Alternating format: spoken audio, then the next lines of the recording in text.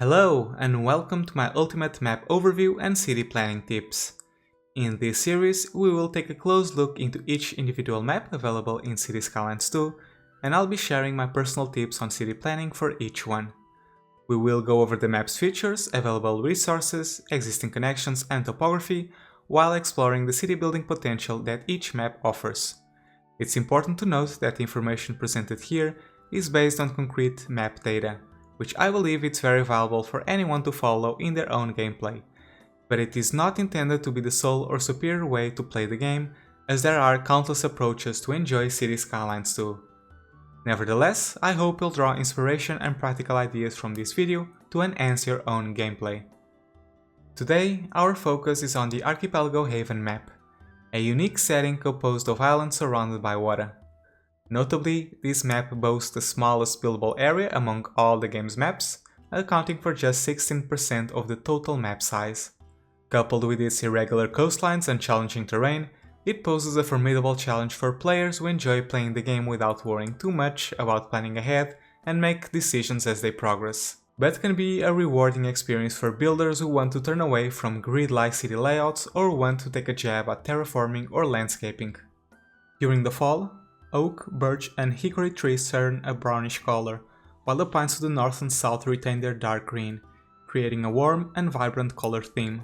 This location has a wet and warm climate with a minimum temperature of 8 degrees Celsius or 46 degrees Fahrenheit, meaning you're unlikely to experience snow during the winter.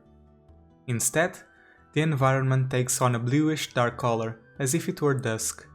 You might experience rain throughout most of the year, often accompanied by dark clouds that cover the entire sky, blocking the sunlight.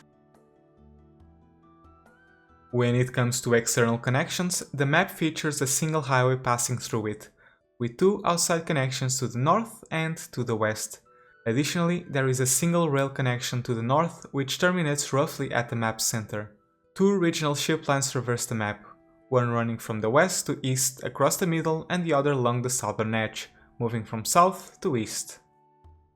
Like every map in Cities Skylines 2, the Archipelago Haven offers all the natural resources available in the game, with ore deposits being the most prominent.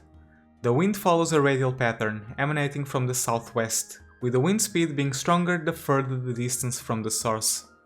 Consequently, it is advisable to position your main industry, waste management facilities and other polluting services to the north or on the most eastern, western or southern islands to prevent the dispersion of pollutions towards the central island, where your city is likely to be situated. Water currents on this map originate from the outer regions on all sides and converge towards the center, pushing water onto the shores of the primary island. These currents are relatively weak, resulting in stagnant water. Therefore, if you opt to begin with a water pumping station as your primary water source, as long as you avoid locating it adjacent to the sewage outlet, you should be able to maintain a clean water supply. Since water pollution tends to accumulate in one area due to the stagnant water, it might be wise to relocate your sewage outlet to a more distant island when additional city tiles become available. Subsequently, replacing sewage outlets with wastewater treatment plants, which are more ecological, can be a practical solution as your city develops. Considering the above factors, my approach to building a city on this map would involve establishing a dedicated ore or coal mining industry in the northern region. This area offers convenient access to highways, rail connections, and cheap routes, making it suitable for both imports and exports. If you aim to exploit all of the map's natural resources, you'll find ample oil deposits, particularly along the shoreline and to the north. Complementing these with stone mining industries, which have no specific land requirements, will create a resource-rich and visually appealing northern region. The central island boasts fertile soil, but in our efforts to preserve this area for downtown development, I would opt to establish farms in alternative locations. For instance, positioning them along the shores of the northern mainland, adjacent to the mining industry, and accompanied by animal produce industry which, much like stone mining, don't demand specific land conditions.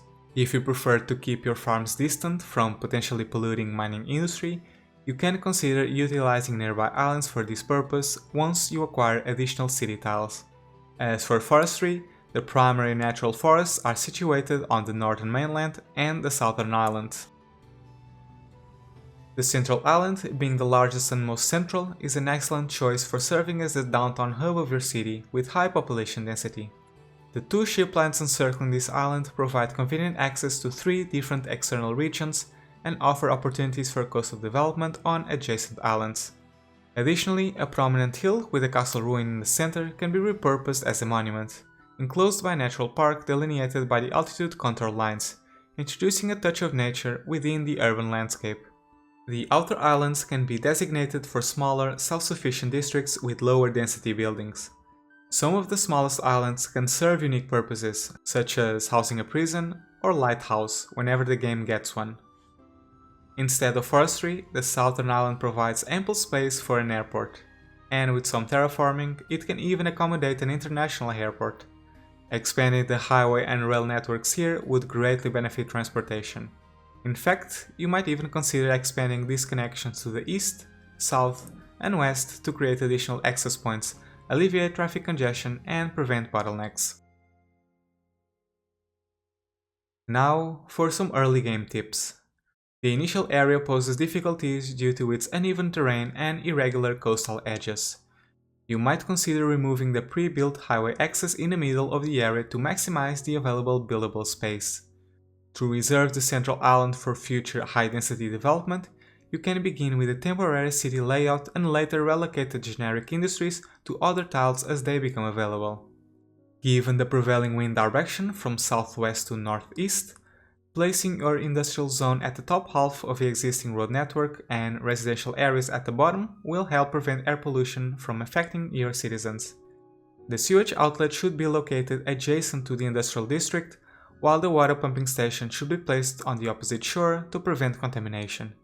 Given the windy conditions, wind turbines can serve as an adequate initial power source, working at full capacity anywhere in the top half of the area. They can later be relocated to the mountains and hills on outer islands. Alternatively, this small coal power plant can be considered, but it requires significant land space. Importing power from other regions by connecting the main power line to a transfer station is always an option.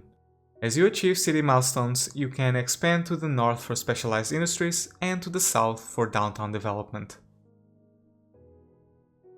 In summary, the Archipelago Haven map is characterized by its challenging terrain and limited buildable areas, making it a challenging choice to plan a city, particularly for newcomers to City Skylines or city building games.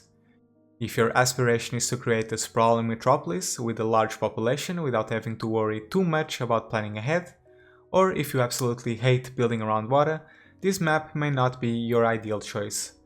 However, for players seeking a stimulating challenge and an opportunity to break away from traditional grid-like city layouts, the Archipelago Haven will force you to do so, offering the chance to construct a distinctive and aesthetically pleasing city with carefully designed coastal features, becoming a rewarding experience for those with patience and a flair of creativity. This concludes my overview and planning tips for the Archipelago Haven map. Which map should I do next? If this video does well on YouTube, I will cover the remaining maps. So if you found it valuable and learned something from it, please consider sharing it with others who could also find it beneficial. I want to extend a special thank you to the members of the channel and our generous super chatters who have gone the extra mile in making videos like this one possible. Thank you for watching, and until next time, take care.